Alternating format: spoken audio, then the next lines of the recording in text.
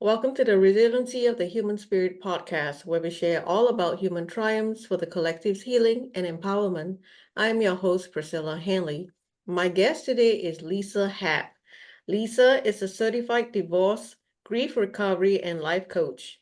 She guides women in abusive, toxic, and narcissistic relationships through the divorce process. Lisa can help you clear the fog and emotional chaos you're experiencing by setting boundaries, finding your voice, and reclaiming your power. For the past 7 years, Lisa has coached hundreds of people grieving a relationship or the death of a loved one. When she's not coaching clients, Lisa enjoys spending time with her family in New Hampshire. Without further ado, I'm going to bring Lisa on right now. Hi, Lisa. Hi, Priscilla. Thanks so much for having me on today. Thank you, Lisa, for taking time to be with me here today and also with our audience. So we connected a couple months or so ago where you shared your personal story with me, specifically about your journey through narcissistic abusive relationship. So I am very thrilled to have you here today and also to have this conversation about your journey going through narcissistic abuse because I've had two other guests that have also experienced narcissistic abuse. So it seems like narcissistic abuse is a very common thing now in our society. So I did some research and I come to find out there's like 25% of the US population are affected by narcissistic abuse. So that adds up to about 83 million people. It's crazy. I know, right? So, like I said, I'm glad we're having this conversation today. And so I will open the floor to you now, Lisa, to share your personal journey with our audience and the lessons you learn and also about your healing journey. Thank you. And again, thank you for having me. So I was married many years ago. I've probably been divorced for about 12 years now. And in my first marriage, and I was a therapist then, I didn't even realize I was in a relationship, most likely with a narcissist. I was married young. And I started to think maybe he had some mental health issues. So many things happened in our marriage. He drained bank accounts. He was awful to our children. And at one point, I woke up literally one morning. My daughter was young. She might have been an infant, a baby. I woke up and I had all these messages from our bank saying, you have insufficient funds for this, insufficient funds for that. And it went over and over. I mean, there's so many of these emails.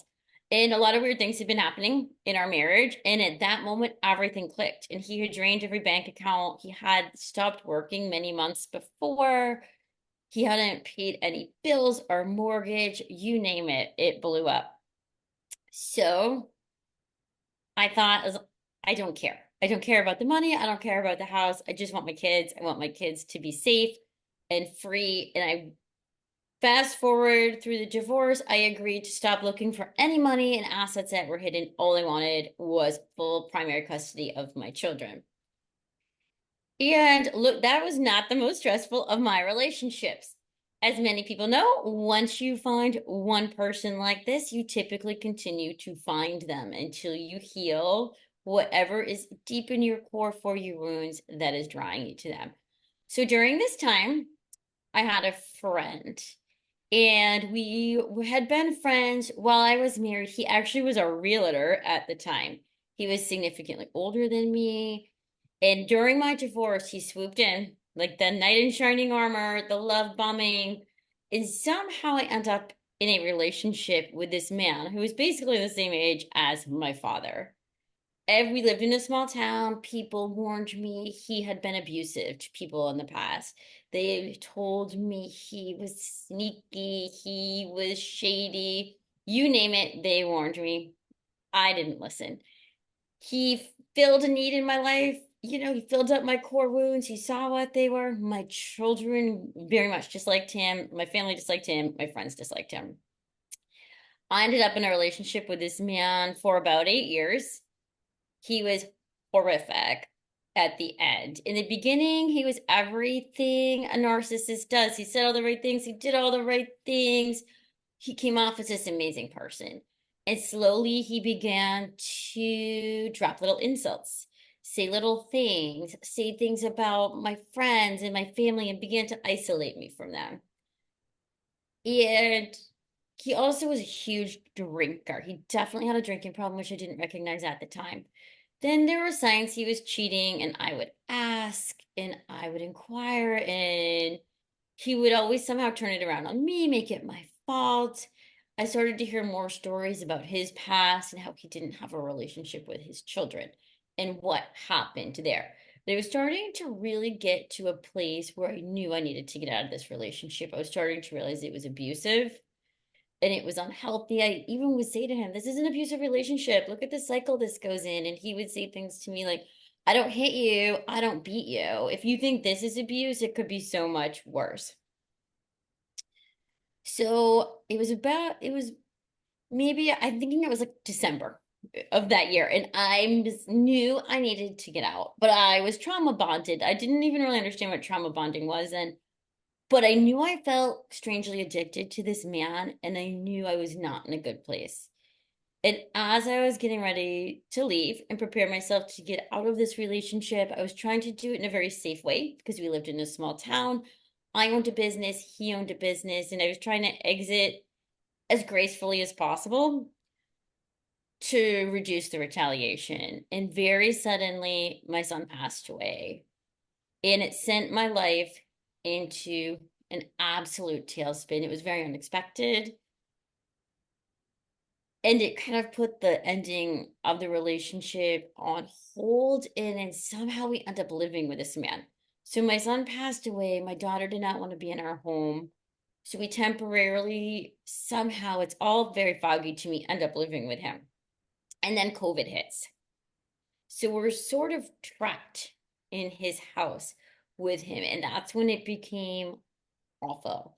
I saw how much he was drinking. I saw how mean he was. He started to be horrible to my dogs.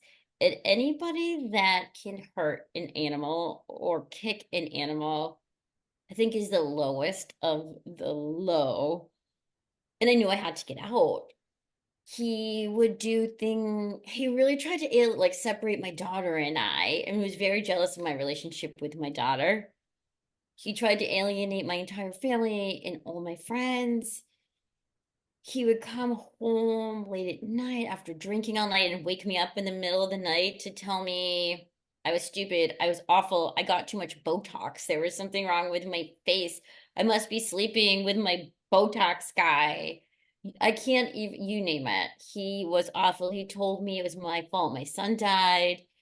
He told me if I ever left, he would kill himself. He would shoot himself. He would ruin my life. Um, and then one day, I tried to leave a handful of times and always got sucked back in. And one day, I don't even know exactly what happened.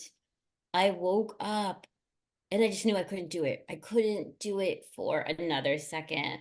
So I called my sister and she was like, "Okay, it's go time." And I know she's just been waiting for this day. She helped me many times when I left and went back, and she was incredibly patient every time.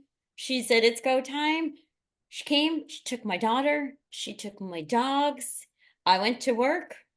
We packed up all of my crap and I moved in with my sister until I could find a place to live because the housing market is crazy where I live. So my daughter and I moved in with my sister. We actually went to Iceland for a little while. It was right at the end of my daughter's school year because I wasn't sure about how he would retaliate. So I wanted to get as far away as possible. And Iceland was the only country letting Americans in at that time after COVID. So we went to Iceland, we hung out there, we got away from him. We came back. We lived with my sister for the summer. We had a blast, actually. It was really fun.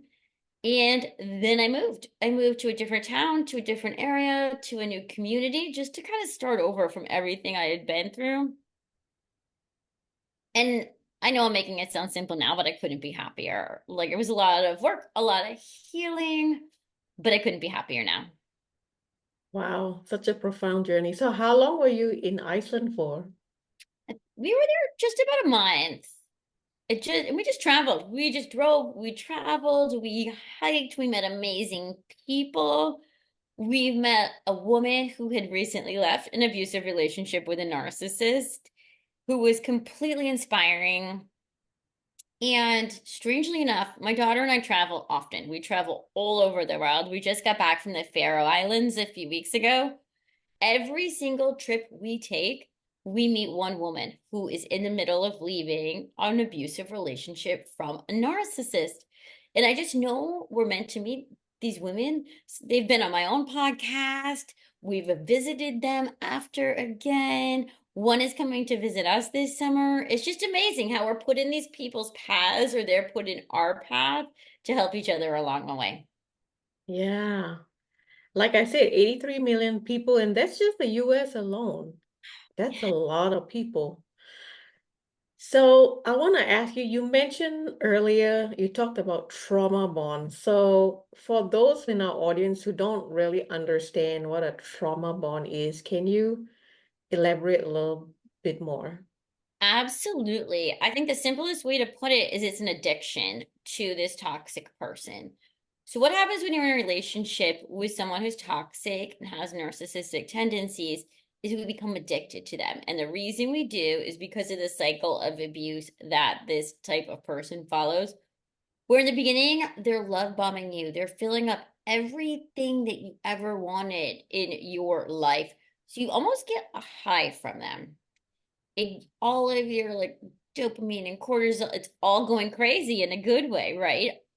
And then they slowly start to devalue you, diminish you, and it starts small and it makes you feel really bad and not good enough. And typically that's a core wound within us if we're being attracted and attracting people like this. And then they know what they're doing. They watch, and when you start to hit a certain point and a certain low from it, they hit you again with a little bit of love bombing. It starts with a Hoover where they start to come back in and be a little nicer, and then they hit you with a love bombing, which spikes all of those hormones in you again, all the dopamine, all the cortisol, all the things that make you feel really good. And then they drop it down again. And the cycle continues, the ups and the downs. So as human beings, we get addicted to all of those good feelings and we're always seeking them and always waiting for the next one.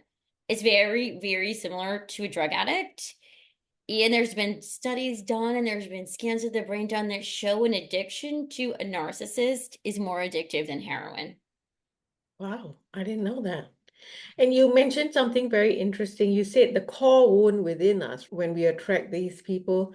So, in your opinion, what is the core wound that's within us? From what I've seen and what I've just learned along the way from all the classes and certifications that I've done is the core wounds within us are not good enough, unworthiness, shame.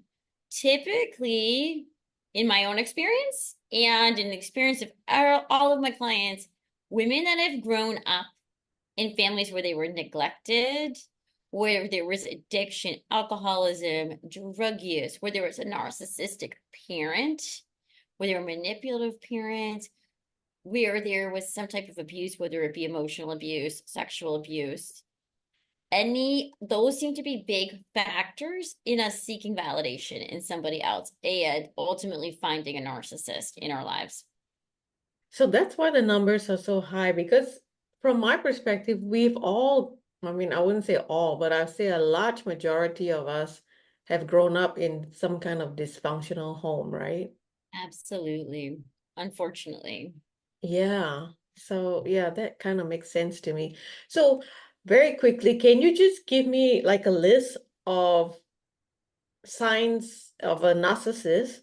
They're all like there's actually 10 different types of narcissists. So if somebody's listening to this and they're like, this person in my life doesn't fit that, doesn't mean they're not toxic. It doesn't mean they're not a narcissist. I mean, they're human.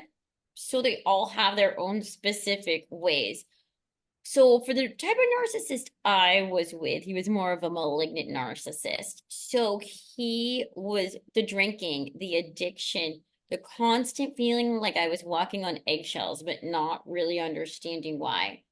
No matter what, it all became about him. no matter what the situation, no matter what the event, any holiday, have it be Christmas, birthday, Mother's Day, always created a disaster during those holidays.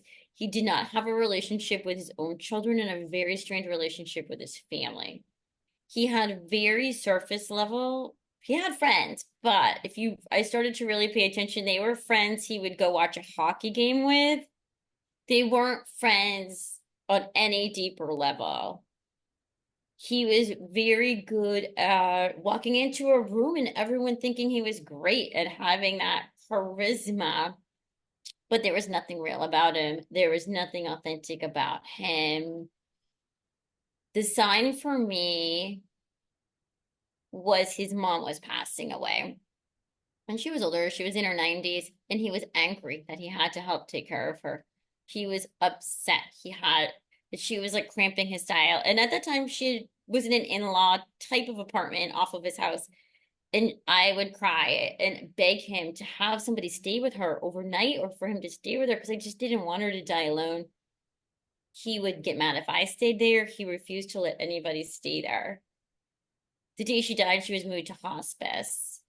And the hospice people came to pick her up to transport her. And this was when I really knew. The hospice people came to transport her. And I'm not related to this woman. I can't sign off on any of the paperwork. The hospice people come into the home. I'm in there with her. And they said, hey, there's a jerk in the driveway washing his Porsche. We can't get the ambulance up. Could you get him to move? And that was him. His mom's getting transported to hospice for the last day of her life, and he's in the driveway washing his Porsche and won't move his car. So they do this, they get his mom out of the home. We're getting ready to go to hospice. So I say to him, do you want to ride in the ambulance and I'll take my car? Or should we take two cars? So we have two cars there. He goes, oh, I'm not going. You can deal with this. I'm going to work. Wow. That's a narcissist in a nutshell. That story, they don't have the ability to authentically care or feel for another person or another living thing. They can fake it, but you always know something feels off. Something's not quite right. So if you're in a relationship and you have this feeling like you're always on eggshells, if you find yourself pulling into your driveway when you get home and not wanting to get out of your car, but not really understanding why, if something's not adding up, I always tell people if you find yourself Googling, is he cheating? Is he toxic? Is he an addict? Yes. The answer is yes. Yeah, that was a very extreme case, I would say. And narcissists, they're kind of like, it's a mental disorder, isn't it? It is. It is a mental disorder. And it's very undiagnosed because to be diagnosed, you have to go to a therapist, to a psychiatrist. And just by nature of who a narcissist is, they're not going to willingly go to a therapist or a psychiatrist or get help because they don't think there's anything wrong with them. They think it's everybody else. Right. So, okay, so now we've been talking about a narcissistic relationship. So how does one get out of it? Say, for example, someone's married to a narcissist, right? And then they have young children, they're not financially secure, or they don't have family in the area, they're kind of isolated, like you said. How does one get out of this bad situation? And it's a little different for everybody because every situation is so different. The best thing you can do is find support. And if you're planning to leave, whether it's a therapist, whether it's a coach, whether it's an attorney, and sometimes people cannot afford any of those, but if you can, go get help and start to create a strategy. And if you can, until that strategy is in place, don't really let on that you're leaving. Pretend everything's fine as best you can while you get all your ducks in a row. A lot of times they will tell you if you leave, especially if you're married, say you're married and they typically control the money and use a little financial abuse to keep you there. They'll tell you you're going to be out on the street. They'll tell you they make all the money and you're going to have nothing. Not true. Not true at all, especially if you're married. Find anything in your house when they are not home. I tell everyone, bring me anything that has a number on it so we can start to get it ready for your returning. Any bill, anything you can get your hands physically on that has a number on it financially, get it. Take a picture of it if you can't get it and start to collect information to protect you financially. And same with the kids. Start to make sure you have a really firm schedule in place for them to start protecting them. Ideally, I suggest getting your children a therapist before you do anything, before you leave. And the reason for that is it's typically very hard to get somebody with this type of personality to agree to allow the children to do that once you have put work in place to begin a divorce. And I think in every single state, both parents need to sign off for them to receive therapy. So if you can get them into therapy before, it's a great way to start protecting your kids. And if you can get your kids into some activities ahead of time, just so they have some positive things in their life. And I am also, if they have activities that are around you in your home, it's just going to help you keeping them in your own little inner circle a little bit more if a visitation schedule begins with the father. The best thing you can do, prepare, strategize, and find ways to fill up your cup because it's not easy. It's worth it, but it's not easy. And it's a lot of hassle for the rest of your life to be amazing versus living with this the rest of your life. So even though it's not easy, I never tell clients it's going to be easy. It's never easy. But it's really difficult for a short amount of time so you can have the rest of your life back. Yeah, I get that. So I want to talk a little bit about the loss of your son. You were already in this very traumatic relationship, and then your son passed. So tell us a little bit more. What was going through your mind? What was your outlook on life? And how did you manage your grief with everything that was happening in your life at that time? I'm not sure at that moment how well I managed it, to be honest. I kind of stuffed it. I think a lot of it's a fog, to be honest. Like the months following my son's passing are a little bit foggy. I think I just threw myself into surviving living in the pandemic with this man and trying to make sure my daughter was okay. Um, I think I tried to ignore it and like anything, grief, anger, any emotion, the more we stuff it, the worse it becomes. And until you have to deal with it. And I think I tried a therapist, I tried many therapists, and then I found a coach, which is why I really got excited about being a coach and doing more coaching work myself. Is that she is amazing. And she was a life coach, but also a spiritual coach. And she helped me connect to my son on an intuitive level.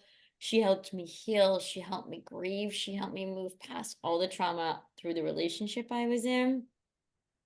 I also started doing EMDR and I found the grief recovery method, which I'm now certified in. And I think that is what helped me the most. And I'm not sure if it was the timing of it because I'd already done all these other things to begin to heal, or if it was the method itself. But it's very powerful and it's very hard to explain, but it's a process you go through, like one on one with a coach to work through your grief and all the feelings around it with a specific person just to help you find, not, I wouldn't even call it closure, but gives you a chance to like feel like you've gotten to say everything you wanted to say to that person and begin the healing process.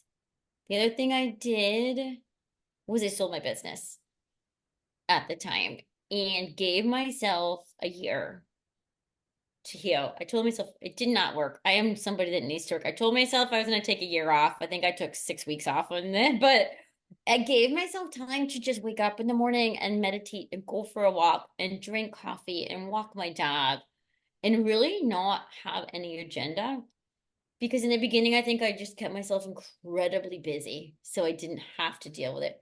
So I kind of made myself sit with it and I made myself feel what it felt like, and it doesn't feel good. But until you sit with it, you can't heal it. Mhm. So true. You mentioned EMDR. I'm not familiar with that. What is that? So EMDR is a practice that uses your eye movement to help process trauma. There's also something called brain spotting, which is similar, that works really well. I I found I did EMDR first and then started doing brain spotting, and I think combined they work really well. It's all based on your vision and doing exactly what I said, like sitting with your emotions. So you almost have to feel them. You have to let them come out. The purpose of EMDR is to almost desensitize you to them. Where brain spotting, which is similar, the purpose is to really make you sit with it and you focus on the feeling it gives you in your body versus the emotion. And that's where I like brain spotting, is because it doesn't, you don't have to relive the experience. It's not retriggering. It's not retriggering your nervous system. It's not activating it. But you're really focusing on where that feeling or trauma is trapped inside your body, and that helps it release. Oh, so like it's more somatic? Yeah, it's like, yeah, it's more, it's like somatic yoga without doing the yoga. You're sitting, you're focused on an object, you're finding where in your brain the trauma is trapped and the emotion is trapped. We're connecting it to your body and we're focusing on the feeling in your body more than the actual experience that you experienced. Okay, It's got magical. It's super hard to explain, but it's magical it. when it happens. So you learned that as well, EMDR? Yeah, so I used to do EMDR and then I learned brain spotting. And now I mostly do brain spotting because it's amazing. I gotta do research on brain spotting. I've never heard of that before. Absolutely. I will do a session on you so you can experience it. Oh, nice. So yeah, let's talk a little bit about your business now. Let's move into your business and the programs and services that you offer to the collective right now. Yeah, absolutely. So when I was leaving the relationship I was in, I was walking out the door and he came in and he said to me, if you ever tell anybody what happened here, I am coming for you and I'm coming for your daughter. And I said, I'm absolutely going to tell everybody what happened. And I'm going to spend the rest of my life helping other women get out of these situations. And that's what I did. I took a little time off. And I'd already been certified as a divorce coach and a life coach. And then I started learning everything I could about narcissism, narcissistic abuse. I became a narcissistic abuse recovery specialist. I got certified as a trauma coach. And I just started helping women. I work with women leaving toxic relationships, toxic marriages. I help women who maybe have had a toxic friend or toxic parent that they're trying to break away from. And I also work with people who really are ready to process and experience letting go of their grief. Okay, so question. I am curious, what are the trends that you are noticing in your work with clients?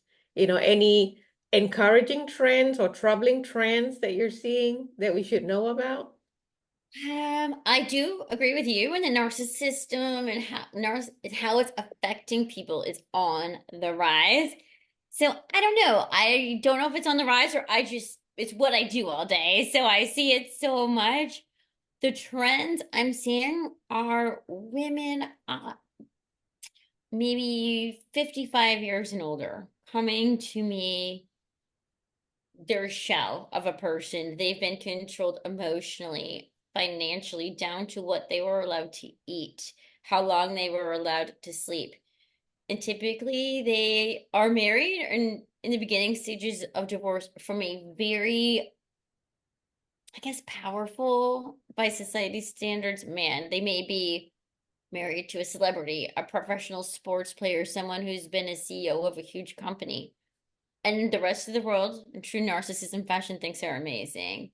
And what has gone on behind closed doors is horrific. And what comes from this is a form of PTSD called complex PTSD for these women, where they're super vigilant, they're scared, loud, a noise makes them jump. They have brain fog. They can't function. They can't think. Their nervous systems are all over the place. They're constantly in their fight, flight, freeze, or fawn. And the best, and many of them have said the exact same thing to me. I feel like I've jumped into the deep end of a pool and I know how to swim, but I can't remember how, and I don't know which way it's up to get out of the pool.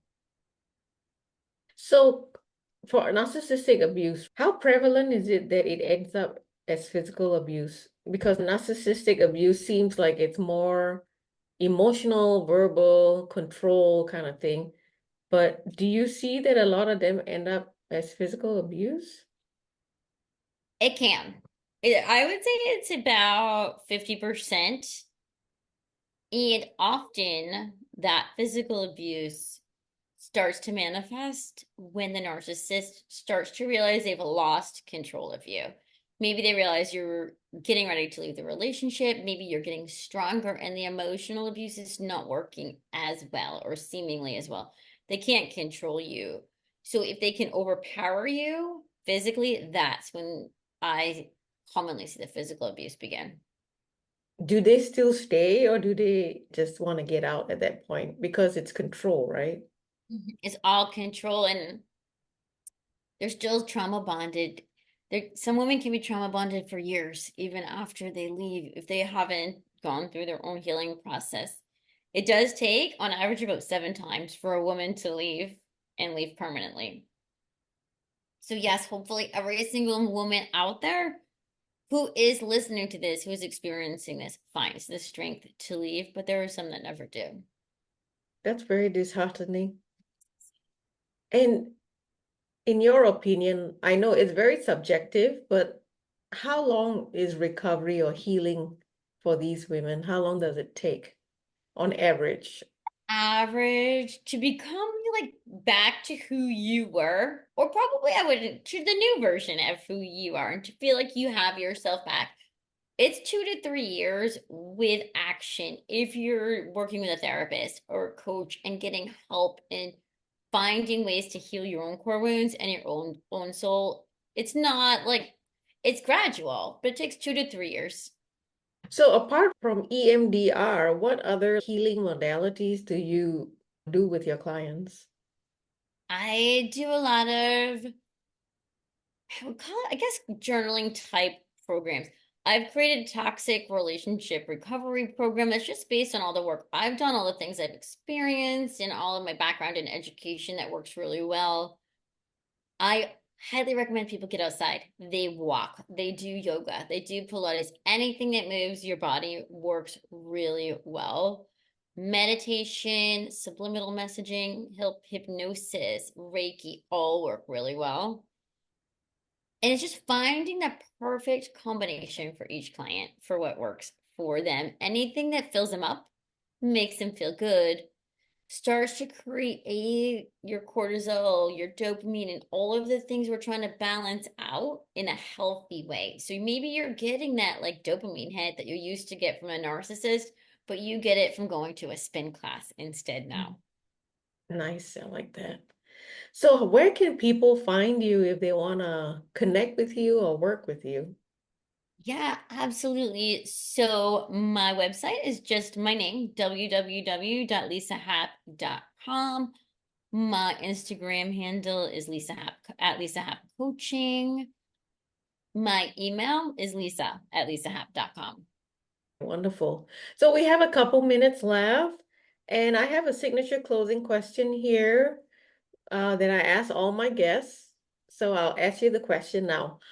What is your closing message for humanity to help in our collective healing and empowerment? My message would be to breathe, take a deep exhale, and listen to your intuition and let go. And as you do that, see what comes to your mind. See how you can help heal yourself, and then see how you can take what you learned from that healing to help other people. I like that.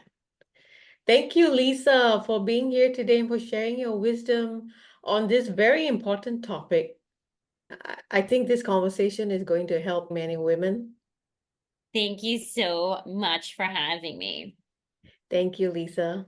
And for everybody who's watching and listening, thank you for your time. And until next time, bye for now.